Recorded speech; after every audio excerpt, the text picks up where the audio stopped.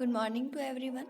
आज हम बात करने वाले हैं ह्यूमन एनाटॉमी एंड फिजियोलॉजी में जो टर्मिनोलॉजी यूज़ होती है।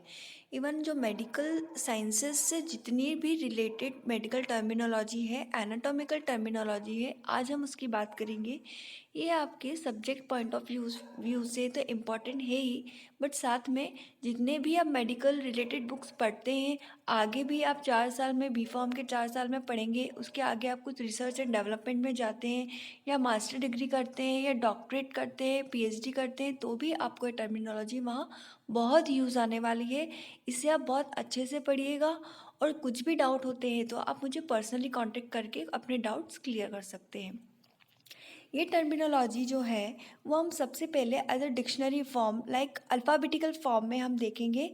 उसके बाद में हम इन्हीं में से कुछ को या जो अलग से भी टर्मिनोलॉजी होगी उसको हम अलग अलग डिफरेंट डिफरेंट टॉपिक वाइज भी हम उसे देखेंगे। तो सबसे पहले हम अल्फ़ाबेटिकल फॉर्म में बात करते हैं। अल्फ़ाबेटिकल फॉर्म में सबसे पहला टर्म है एक्वायर्ड। एक्वायर्ड का मतलब क्या? Acquired is a disorder which develops any time after birth. Acquired terms जो होती है उसका मतलब ये होता है कि ऐसा डिसऑर्डर जो इंसान के बर्थ के बाद अचानक से डेवलप हो जाता है। बर्थ के साथ में वो डिसऑर्डर नहीं आता, बट उसके बर्थ के कुछ टाइम बाद उसको वो डिसऑर्डर होने लगते हैं। फॉर एग्ज़ाम्पल उसकी स्किन में रैशेस हो जाना, स्किन ख़राब हो जाना, या उसके हेयर्स जो थे वो पहले जो थे वो सॉफ्ट एंड सिल्की थे, देन बाद में वो ख़राब हो गए। ऐसे बहुत सारे एग्जांपल्स हो सकते हैं। ये हमने छोटा सा एग्जांपल्स लिया था एक्वायर्ड का। देन है acute, a disease with sudden onset often needs urgent and quickly treatment. Acute मतलब एक प्रकार की ऐसी डिसीज, एक्यूट एक टर्मिनोलॉजी है। एक्यूट होता है और एक क्रॉनिक होता है। क्रॉनिक हम बाद में देखेंगे। तो एक्यूट जो होता है ऐसी टर्म्स हैं, उसके अंदर हम ऐसी डिसीज़ की बात करते हैं जो अचानक से हो जाती है। उसको हमें उसका ट्रीटमेंट भी हमको सडन करना पड़ता है, क्विक करना पड़ता है, अदरवाइज पेशेंट की डेथ हो जाती है। एग्जाम्पल की हम बात करें, हार्ट अटैक इसका बेस्ट एग्जाम्पल, अचानक से आता है और सडन इसकी ट्रीटमेंट की हमको रिक्वायरमेंट होती है। एटियोलॉजी, एटियोलॉजी का मतलब होता है कॉज ऑफ द डिसीज़। मतलब जो डिसीज़ हुई है वो किस रीज़न से हुई है, क्या उसके कॉजेस थे, क्यों हुई है, क्या उसके रीज़न से इसके पीछे, उसको हम कहते हैं एटियोलॉजी। एनाबॉलिज्म, कल जब हमने बेसिक लाइफ प्रोसेस पढ़ी थी उसके अंदर हमने मेटाबॉलिज्म देखा था। एक लाइफ प्रोसेस होती है जो हमारी बॉडी में होती है, तो मेटाबॉलिज्म का ही एक टाइप था एनाबॉलिज्म। ये भी एक टर्मिनोलॉजी है। इसका मतलब हम कल पढ़ चुके हैं, फिर भी हम आज इसको देखते हैं। The sum of building up और synthetic reaction of the body. मतलब हमारी बॉडी में बहुत सारी सिंथेटिक रिएक्शंस चलती रहती है, बहुत सारी प्रोसेसेस, केमिकल प्रोसेसेस चलती रहती है। तो जो भी बन रहा है, बिगड़ नहीं रहा है। एनाबॉलिज्म पढ़ा था, केटाबॉलिज्म पढ़ा था। केटाबॉलिज्म में मतलब जो बन के बिगड़ रहा है, इट्स कॉल्ड केटाबॉलिज्म। बट जो नया बन रहा है, नया सिंथेसिस हो रहा है, उसको हमने क्या कहा? एनाबॉलिज्म। नेक्स्ट टर्म है हमारी एनाटॉमी। एनाटॉमी पढ़ते पढ़ते हमको 3 दिन हो गए हैं। हम सबको पता है व्हाट इज एनाटॉमी, फिर भी आज हम पढ़ लेंगे। एनाटॉमी मतलब study of the structure of the internal organs in relation to other parts. मतलब कि बॉडी के किसी भी स्ट्रक्चर की स्टडी को करना, it's called anatomy. Angiology, study of blood circulation. Blood से रिलेटेड जितने भी, ब्लड सर्कुलेशन से रिलेटेड जितने भी स्टडी होंगे वो हम किस में करेंगे? एंजियोलॉजी में। एंटायरियर, एंटायर मतलब the end that bears the head और फ्रंट एंड। मतलब कि जो हेड का जो फ्रंट एंड होता है उसको हम कहते हैं एंटायर पार्ट। ऑर्थोलॉजी, ऑर्थोलॉजी मतलब स्टडी ऑफ जॉइंट्स। जितने भी हमारे जॉइंट्स होते हैं बॉडी में उसकी स्टडी को करना कहलाता है ऑर्थोलॉजी। CS इसका फुल फॉर्म है क्रॉस सेक्शन। ये क्रॉस सेक्शंस जो है CS के साथ साथ अभी आप आगे भी पढ़ेंगे, LS पढ़ेंगे, TS पढ़ेंगे, VS पढ़ेंगे, ये बहुत सारे पढ़ेंगे। फुल फॉर्म हम इसके देखेंगे। और साथ में ये एक्चुअली हमारे बॉडी का जब भी हम डिसेक्शन करते हैं, जब भी डिसेक्शन करके उस पार्ट को हम अलग अलग कर देते हैं, तो डिसेक्शन फॉर्म में जो हम सेक्शन करते हैं उसे हम कहते हैं जैसे for example cross sectional, horizontal sectional. तो इसका हम एक अलग से टॉपिक निकाल के नेक्स्ट लेक्चर में पढ़ेंगे। तो अभी हम सिर्फ इतना समझते हैं कि CS का मतलब होता है क्रॉस सेक्शन।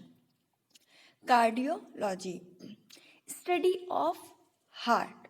हार्ट से रिलेटेड जितनी भी स्टडी होगी वो हम किस में करेंगे? कार्डियोलॉजी में। कैटाबॉलिज्म, ऊपर हमने बात की थी एनाबॉलिज्म। एनाबॉलिज्म का मतलब हमने देखा था कि हमारी बॉडी में जो मेटाबॉलिज्म प्रोसेस हो रही है, उस प्रोसेस के अंदर जो नया प्रोडक्ट बन रहा है, नई केमिकल रिएक्शंस हो रही है, तो उसे हमने कहा था एनाबॉलिज्म। बट जब वो रिएक्शन बन के टूट रही है, वो चेन बन के टूट रही है, हमने एग्जाम्पल बात की थी कल हमने कि जो प्रोटीन है वो बन के जब प्रोटीन के बाद जब प्रोटीन टूट के जब वो एमिनो एसिड बनता है, तो वो प्रोसेस कहलाती है हमारी catabolism. The sum of breakdown chemical reaction of the body, मतलब हमारी बॉडी में जितनी भी केमिकल रिएक्शंस हुई थी उनका ब्रेकडाउन होना, it's called catabolism. Cephalic and, cephalic and मतलब हमारे हेड का and. Comparative anatomy, it is a very important part of anatomy is comparative anatomy. anatomy के अंदर हम comparative anatomy के अंदर हम क्या पढ़ते हैं? Comparative study of the organs of human body in relation to the same organ in other animal like fishes, amphibians, reptiles and birds। मतलब कि हमें हमारे ह्यूमन बॉडी के ऑर्गन से अदर एनिमल के ऑर्गन को कंपैरेटिवली स्टडी करना as a anatomical. हम ऑर्गन के केवल अभी स्ट्रक्चर की जहाँ बात कर रहे हैं, कंपैरेटिवली स्टडी कर रहे हैं ओनली फॉर ऑर्गन स्ट्रक्चर, उसको हम कहेंगे कंपैरेटिव एनाटॉमी। फॉर एग्जांपल हम बात करें कि हम ह्यूमन हार्ट का बर्ड हार्ट के साथ कंपेयर कर रहे हैं related to structure, only structure, कि हमारा जो हार्ट है वो ह्यूमन बॉडी का हार्ट कैसा है, बर्ड का हार्ट कैसा है। ठीक है, अब हम एम्फीबियंस में यदि फ्रॉग की बात करें, ठीक है, एग्जाम्पल ले लेते हैं फ्रॉग का। फ्रॉग जो है, फ्रॉग का जो हार्ट होता है उसमें 3 चैम्बर होते हैं। ठीक है, ये हम बात करें स्ट्रक्चर की कि हार्ट जो होता है फ्रॉग का उसमें 3 चैम्बर्स हैं, बट ह्यूमन के हार्ट में 4 चैम्बर्स हैं। तो हमने इसका कंपैरेटिवली स्टडी कर लिया।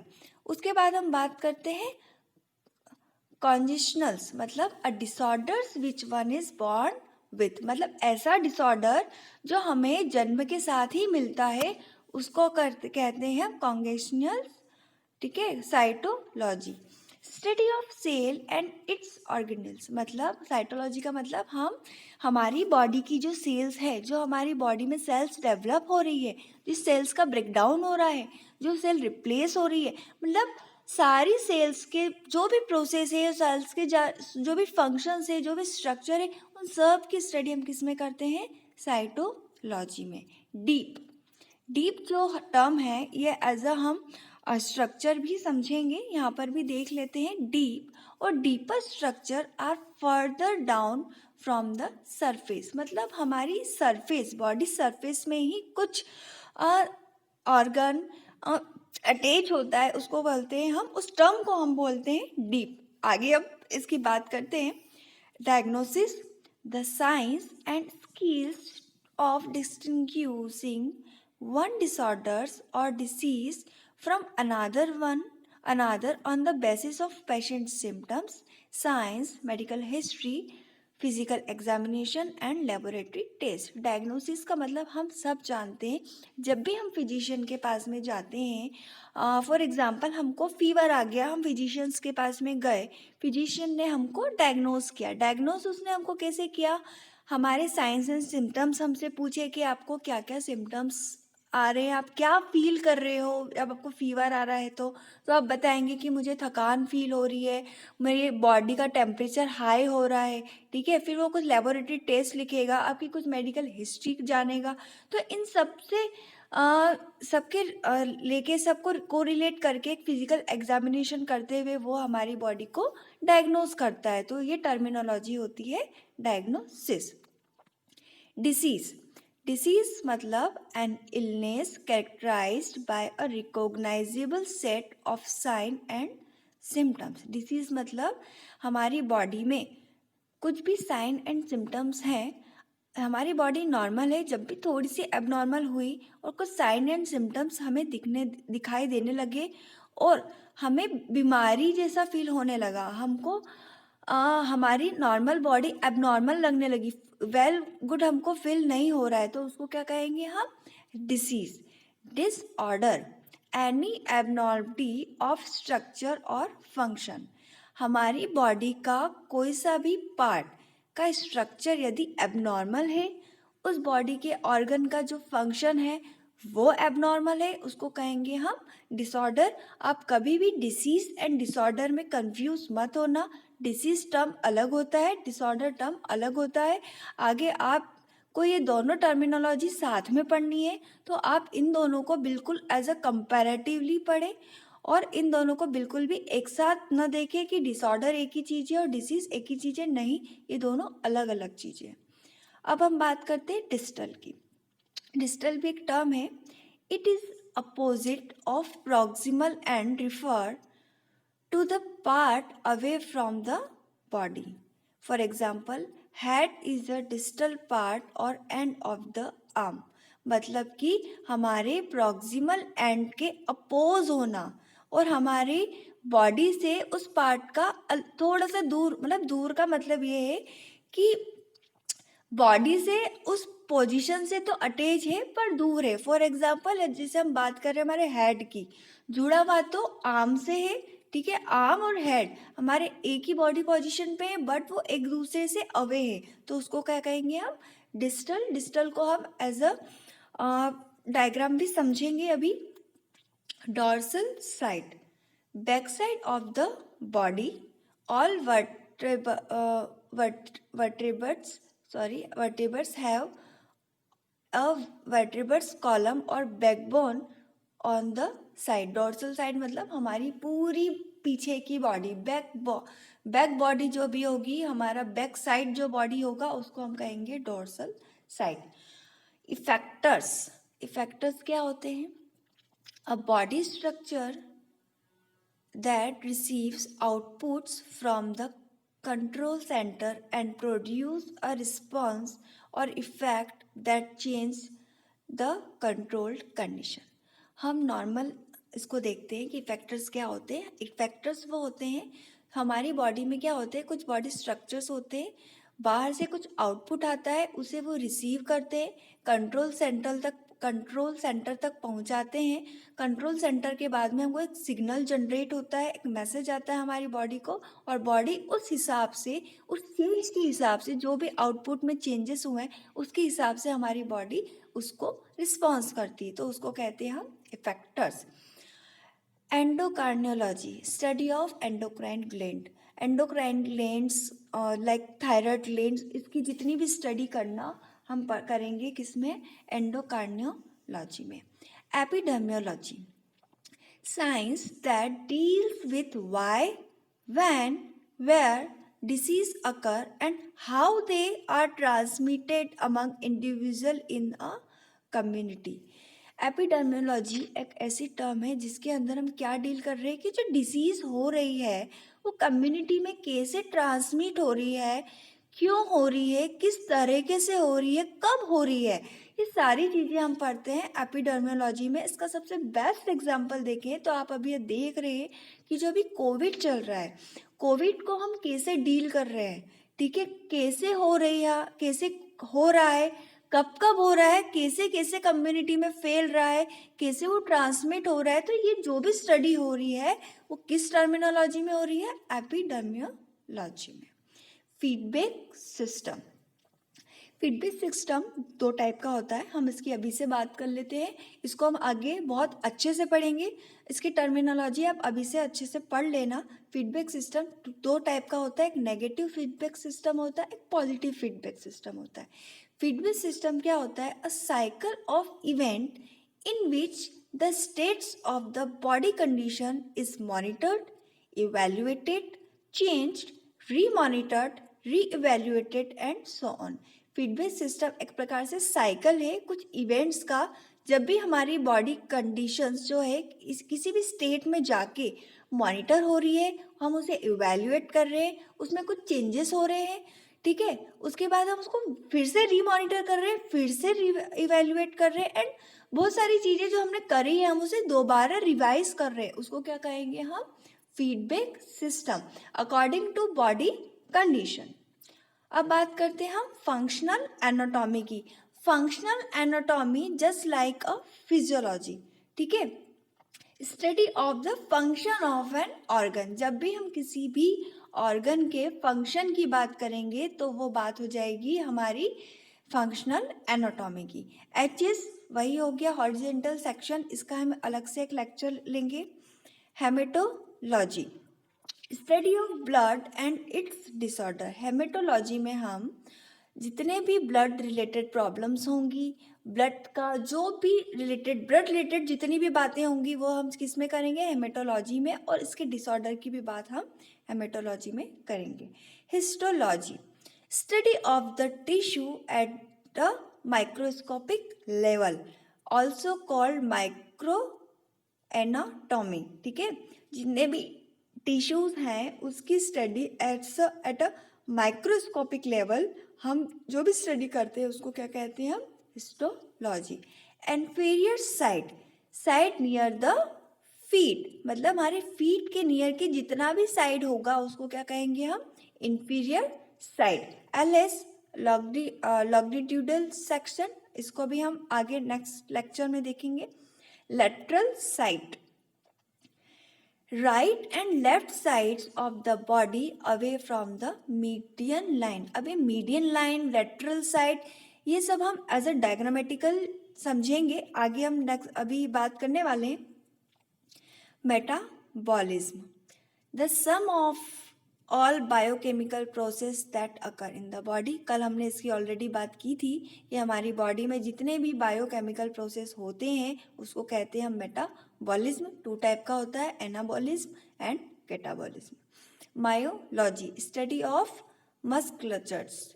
Nephrology, study of excretory system, जिसमें हम किडनी की बात करेंगे। एक्सक्रीटरी जितने भी सिस्टम्स होते हैं, फॉर एग्जांपल किडनी, वो हम पढ़ेंगे नेफ्रोलॉजी में। Neurology, study of nervous system, जिसमें हम central nervous system, peripheral nervous system, autonomic nervous system, जितने भी हमारे 3 टाइप के नर्वस सिस्टम है वो सारे हम पढ़ेंगे हम न्यूरोलॉजी में। Dentology, study of the teeth, teeth के बारे में जितने भी हम बात करेंगे वो डेंटोलॉजी में करेंगे। Ophthalmology, study of the eyes. Orthology, study of joints, bone joints, ठीक है, जितने भी बोन जॉइंट्स है वो हम किस में पढ़ेंगे? ऑर्थोलॉजी में। ऑस्टियोलॉजी, स्टडी ऑफ स्केलेटन, इसमें हम बोन्स की बात करेंगे। आप यहाँ पे बिल्कुल कंफ्यूज मत होना, ऑस्टियोलॉजी जो है उसमें हम केवल बोन्स की बात कर रहे हैं, और ऑर्थोलॉजी जो है इसमें हम बोन्स के जॉइंट्स की बात कर रहे हैं, ठीक है। आई रिपीट, ऑस्टियोलॉजी में हम बोन्स की ही, ओनली बोन्स की बात कर रहे हैं, और ऑर्थोलॉजी में हम बोन्स के जॉइंट्स की बात कर रहे हैं, ओके। उसके बाद ऑटोलॉजी, स्टडी ऑफ ईयर्स। अब बात कर रहे हैं हम palpations, examination by feeling body surface with the hand. Doctor के पास जब भी हम जाते हैं, आप लोगों ने देखा होगा कि हमें बॉडी सरफेस को बाय हैंड टच करके, छू के, फील करके जब भी वो एग्जामिन करता है उसको कहते हैं हम पाल्पेशन, ठीक है। Pathogenesis, the nature of the disease process and its effects on normal body functioning, ठीक है।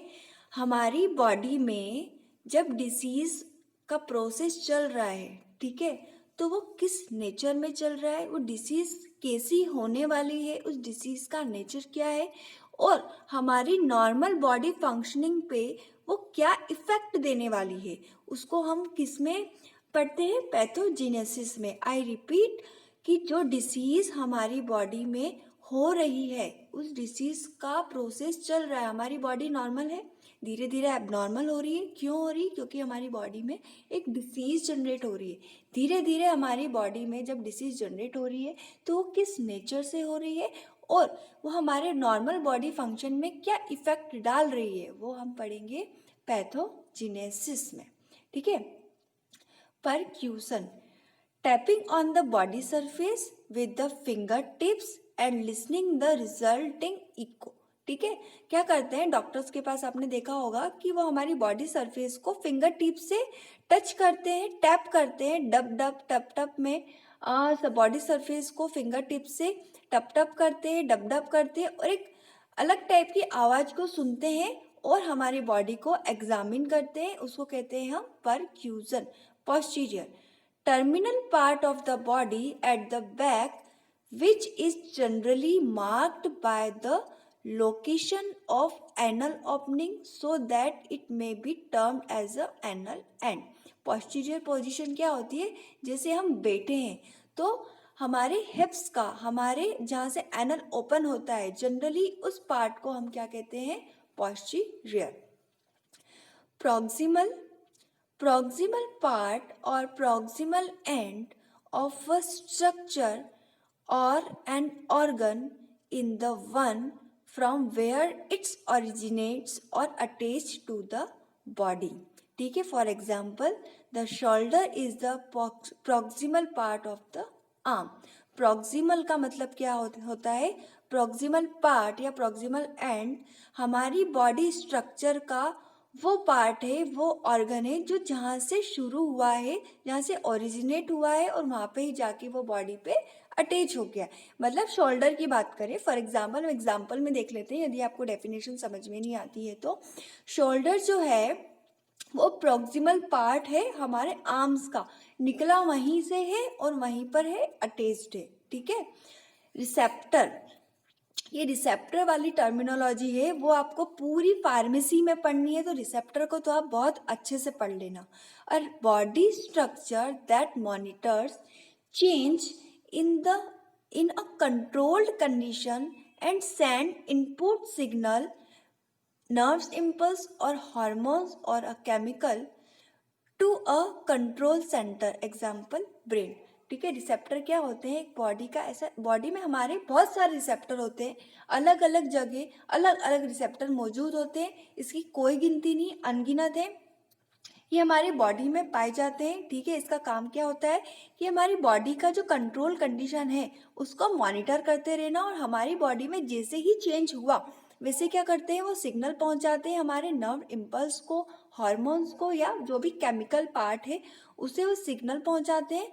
मतलब ये जो नर्व इम्पल्स है, हॉर्मोन्स है, ये हमारे बॉडी से आउटपुट जो भी चेंजेस हुआ है उससे वो पता करते हैं, सिग्नल पहुंचाते हैं ब्रेन को कि ये चेंजेस हो गए, उसके हिसाब से हमारी बॉडी के फंक्शन को आप चेंज कर दीजिए। तो ये हमारी बॉडी में बहुत important role and important process होती है। ठीक है, किसके द्वारा होती है, रिसेप्टर के द्वारा। अब बात करते हैं हम एस की, सैगिटल सेक्शन। ये सेक्शंस हम बाद में नेक्स्ट लेक्चर में देखेंगे। Serology, study of serum, serum से रिलेटेड जितनी भी स्टडी होगी वो हम पढ़ेंगे सेरोलॉजी में। Signs, objective changes in body that a clinicians can observe and measure. ठीक है, हमारी बॉडी में कुछ चेंजेस जो हो रहे हैं, ऑब्जेक्टिव चेंजेस हो रहे हैं, उसको जो फिजिशियन या क्लिनिशियंस होते हैं वो ऑब्जर्व करते हैं, मेजर करते हैं, उसके बाद हमें डायग्नोज करते हैं, उसको कहते हैं हम साइन। अब जैसे फॉर एग्जांपल हम बात करें, हम फिजिशियन के पास गए किसी भी डिसीज़ को लेके, तो उसके माइंड में पहले से ही उस डिसीज़ के लेके साइंस जो है फिट है कि यदि उसको फीवर आ रहा है तो बॉडी का साइन क्या होना चाहिए कि टेम्परेचर राइज होना चाहिए। तो वो हमारे बॉडी को डायग्नोज कैसे करेगा, टेम्परेचर को नाप के। ठीक है, थर्मामीटर से हमारे बॉडी के टेम्परेचर को वो नापेगा, तो उसे पता है कि फीवर का साइन क्या है, कि टेम्परेचर का राइज होना। तो साइंस जो होते हैं वो क्या होते हैं, objective change in the body that a clinicians can observe and measure. ठीक है, स्टिमुलस क्या होते हैं, any disruption that change a control condition of the body. हमारी स्टिमुलस की जो होते हैं हमारी बॉडी में जाते हैं और हमारे बॉडी के फंक्शंस को वो डिस्टर्ब कर देते हैं, उसके बाद जो भी हमारी बॉडी का कंट्रोल कंडीशन होता है वो बिगड़ जाता है। सुपरफिशियल स्ट्रक्चर और organs are those which lies on or immediately below the surface of the body। इसको हम आगे एज अ डायग्रामेटिकली समझेंगे कि सुपरफिशियल क्या होता है। सिम्टम्स मतलब subjective changes in body functions that are not apparent observe only patient can tell. ठीक है, साइंस हमने पढ़ ली, साइंस एंड सिम्टम्स हमको साथ में पढ़ने हैं। आगे हम पूरी फार्मेसी में हर डिसीज का साइन एंड सिम्टम्स पढ़ेंगे, तो साइंस अलग होता है, सिम्टम्स अलग होता है। जैसे हमने ऊपर बात की थी कि डिसीज अलग होती है, डिसऑर्डर अलग होता है, वैसे साइंस अलग होते हैं, सिम्टम्स अलग होते हैं। साइंस हमने पढ़ लिया कि हमारे फिजिशियन के क्लिनिशियंस के माइंड में वो चीज़ सेट होती है कि यदि ये डिसीज़ है तो इसके ये साइंस होंगे, तो वो डायग्नोस कर लेता है कि उसको यही डिसीज़ है। बट सिम्टम्स जो होते हैं वो पेशेंट उसे बताता है कि मुझे फीवर आ रहा है तो मुझे ये फीलिंग्स आ रही है। ये सिम्टम्स केवल एक पेशेंट ही बता सकता है। सिम्टम्स जो फिजिशियन होता है वो उसे डिटरमाइन नहीं कर पाता है। तो वो जब हमसे पूछता है कि आपको क्या प्रॉब्लम हो रही है, आपको क्या फील हो रहा है, तो वो हम किसकी बात करते हैं, वहाँ पे सिम्टम्स की बात करते हैं। TS transfer section, VS vertical section, हम इसको नेक्स्ट लेक्चर में देखेंगे। Tissue, a group of identical cell performing similar functions. हमने कल बात की थी कि ग्रुप ऑफ सेल जो होता है वो टिश्यू होता है और ये एक जैसा फंक्शंस करते हैं, सिमिलर फंक्शन परफॉर्म करते हैं। अब बात करते हैं हम वेंट्रल साइड की। A side opposite to dorsal side, it is the belly side और front side of the body. Ventral side का मतलब क्या होता है, हमारे डोर्सल साइड का अपोजिट। डोर्सल मतलब बैक साइड, बैक साइड का जो भी बेली साइड होता है, एब्डोमिनल साइड होता है, जो हमारा फेस से लेके नीचे तक का साइड जो होता है, पीठ तक का साइड होता है, उसको क्या कहते हैं हम, वेंट्रल साइड।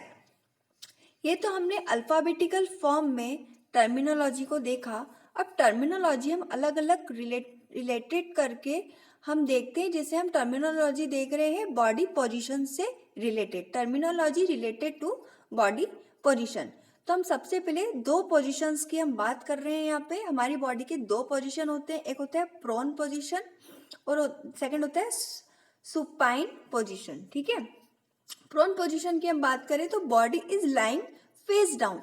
जब भी हम लेटेंगे, जैसे हम हमें स्ट्रक्चर देख पा रहे हैं, जब भी हम हमारा फेस डाउन कंडीशन में, हम नीचे वाला स्ट्रक्चर देखिए, एक पर्सन है वो लेटा हुआ है तो वो हमारे फेस को डाउन करके लेटा हुआ है, तो इसको हम कहेंगे प्रोन पोजीशन। और स्पाइन पोजीशन मतलब जब हमारा फेस अप रहता है, face up, lying face up, मतलब यहाँ पे जो फेस है वो ऊपर है, तो वो हम कहेंगे सुपाइन पोजीशन। ठीक है, अब terminology related to the body position, इसको भी हम बॉडी पोजीशन कहेंगे या हम रीजनल नेम्स से भी बोल सकते हैं कि terminology related to regional names, मतलब हमारी बॉडी के जो पार्ट्स हैं उससे, उसके नेम्स के अकॉर्डिंग भी हम टर्मिनोलॉजी को डिटरमाइन कर सकते हैं। तो पहले हम बात कर रहे हैं हेड की। हेड क्या है, हम सबको पता है, it consist of the school enclose and protects the brain. School से मिलके बना होता है जो हमारे ब्रेन को पूरा कवर करके रखता है, ब्रेन को क्या करता है, प्रोटेक्ट करता है। एंड फेस स्कूल से बना है, फेस से बना है। फेस क्या है, front portion that includes the eye, nose, mouth, forehead, cheeks and chins. Face जो है किससे मिलके बना है, eyes, nose, mouth, forehead and cheeks and chin से मिलके बना है। और फेस इससे बना है, ठीक है, फ्रंट पोर्शन होता है हमारी बॉडी का, और हेड जो, और स्कूल जो है वो क्या करता है, हमारे ब्रेन को पूरा प्रोटेक्ट करके रखता है, पूरा कवर करके रखता है। तो हेड जो है वो हमारे स्कूल एंड फेस से मिलके बना हुआ है। आगे हम डायग्राम में देखेंगे, आप ये देख पा रहे हैं डायग्राम, ये हेड है हमारा, ठीक है, ये आई, नोज, माउथ, ईयर, इन सब से मिलके बना हुआ है। देन हेड है, ये स्कूल, ये फेस तो है ही, साथ में इसके स्कूल भी है। स्कूल जो है वो पूरे हमारे ब्रेन को इनक्लोज करके रखता है, जिससे वो प्रोटेक्टेड रहे। अब बात करते हैं नेक की। It supports the head and attach it to the trunk, ठीक है, ये हमारे हेड को क्या करता है, सपोर्ट करता है, और हमारे ट्रंक से वो क्या करता है, अटैच्ड रहता है। डायग्राम में हम ये देख पा रहे हैं कि नेक जो है वो हमारे हेड को सपोर्ट कर रहा है, ट्रंक से ये अटैच्ड है। अब बात करते हैं ट्रंक की। It consist of chest, abdomen and pelvis, ठीक है, जो ट्रंक है ये किससे मिलके बना होता है, हमारे चेस्ट से, एब्डोमेन से एंड पेल्विस से। तो ये आप ट्रंक देख पा रहे हैं, नेक के नीचे है, लेग के ऊपर है, जो भी बीच वाला पोर्शन है उसको क्या कहा हमने, trunk. Upper limbs, each upper limbs is attached to the trunk and consist of the shoulder, armpit, arms part from the shoulder to the elbow, forearm from the elbow to the wrist and head। जो हमारा upper limb है, upper limb हम देखते हैं क्या है, upper limb, ये हमारा पूरा अपर लिम्ब है, जो किससे मिलके बना हुआ है, अपर लिम्ब मतलब कि हमारे आर्म से लगा के तो पूरा ट्रंक से लेके shoulder, arms, armpit, four arm, ये जितने भी चीजें हैं वो हमारे किस में आ जाते हैं, हमारे अपर लिम्ब में। अब लोअर लिम्ब की बात करें तो each lower limb is also attached to the trunk and consist of buttock things from the buttock to the knee, from the knee to the ankle and the foot। मतलब कि हमारे पेट के ऊपर का हिस्सा वो होता है हमारा अपर लिम्ब, और पेट के नीचे का हिस्सा वो होता है हमारा लोअर लिम्ब, ठीक है। अब ये जो डायग्राम आप देख रहे हैं ये है एंटायर व्यू और एक है पोस्टीरियर व्यू। एंटीरियर व्यू में मतलब हमारा बॉडी के पूरे आगे का पार्ट, और पोस्टीरियर व्यू मतलब हमारे बॉडी के पूरे पीछे का पार्ट। आप यहाँ देख पा रहे हैं upper limb and lower limb. Upper limb मतलब कि एब्डोमेन से ऊपर, और लोअर लिम्ब मतलब एब्डोमेन के नीचे। अब हम बात कर रहे हैं डायरेक्शनल टर्म्स की, ठीक है। तो डायरेक्शनल टर्म्स में हम देखेंगे, सबसे पहले ये टर्म्स हम ऑलरेडी ऊपर पढ़ चुके हैं, बट अब हम इस एग्जाम्पल के साथ में विथ डायग्राम हम इसे समझेंगे।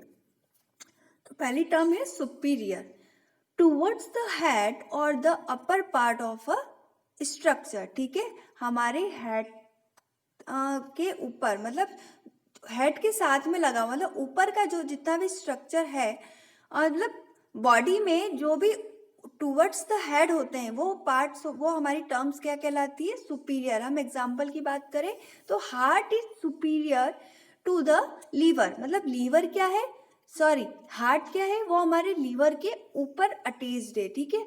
लीवर के ऊपर का जो स्ट्रक्चर है वो हार्ट है, तो वो क्या कहलाता है, सुपीरियर कहलाता है। मतलब जो सीनियर होता है, जो अपर साइड में होता है, सुपर साइड में होता है, उसको क्या कहेंगे हम, superior. Inferior, away from the head और the lower part of the structure, हमारे हेड से थोड़ा सा दूर होता है और लोअर पार्ट में होता है। एग्जाम्पल की बात करें, stomach is inferior to the lungs, ठीक है। अब हमारे लंग्स के नीचे क्या है, स्टमक है, तो वो कौन सा पार्ट हो गया, इंफीरियर पार्ट। एंटायर, इसके बारे में हम ऑलरेडी पढ़ चुके हैं। वेंट्रल और body side, front of the body, हमारे बॉडी का हमने ऊपर स्ट्रक्चर में भी देखा था एंटायर व्यू, ठीक है।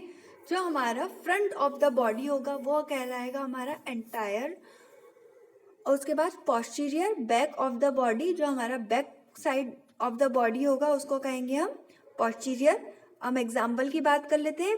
Breast bone is anterior to the heart, मतलब जो हमारी ब्रेस्ट बोन है वो हमारे हार्ट के आगे है, और oesophagus is posterior to the trachea, और जो ईसोफेगस है हमारा वो हमारे ट्रेकिया के पीछे है।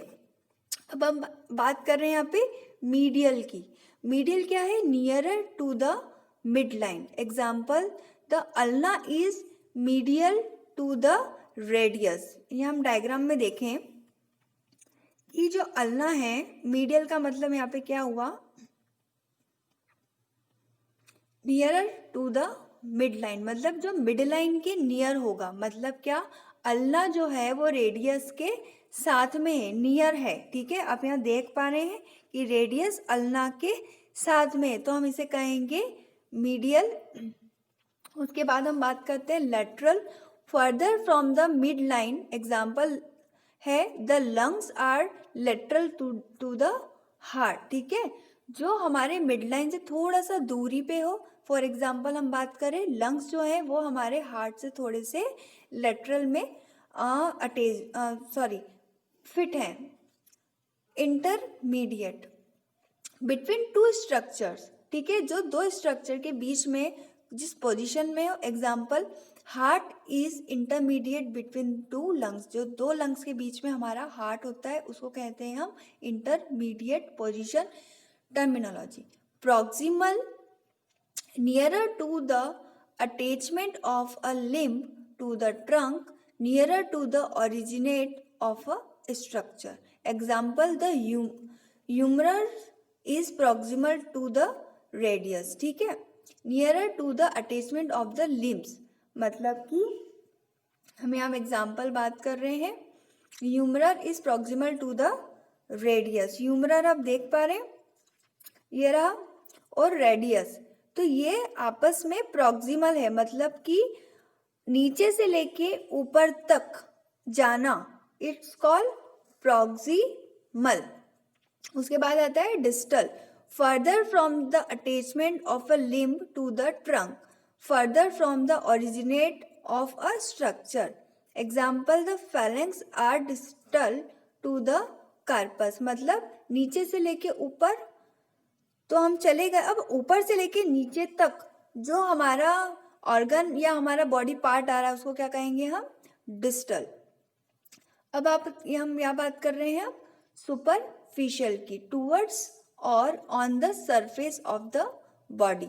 Example, the ribs are superficial to the lungs. ठीक है, सुपरफिशियल का मतलब क्या हुआ? जो हमारी बॉडी के अंदर, हमारी बॉडी के सरफेस के अंदर वो चीज अटैच हो। ठीक है, जैसे रिब्स जो हैं वो सुपरफिशियल किसके है? लंग्स के। Deep, away from the surface of the body. Example हम बात करें, the ribs are deep to the skin of the chest and backs. ठीक है, डीप का मतलब हमने ऊपर भी देखा था कि हमारी बॉडी के सरफेस से बिल्कुल जुड़ी हुई है, उसके अंदर ही डीप में हो। जैसे हम बात करें, जो रिब्स है वो हमारी चेस्ट और बैक की जो स्किन होती है उसके अंदर वो डीप साइड में होती है। अब आज हमने बात करी यहाँ पे हमारे एनाटॉमिकल टर्मिनोलॉजी के। उसके बाद जो भी ये सेक्शंस हैं इसको हम प्लेन भी बोलते हैं, जैसे क्रॉस सेक्शनल हो गया, हॉरिजेंटल सेक्शनल हो गया, वीएस हो गया, टीएस हो गया। तो ये सारी चीज़ें हम नेक्स्ट लेक्चर में पढ़ेंगे। Thank you.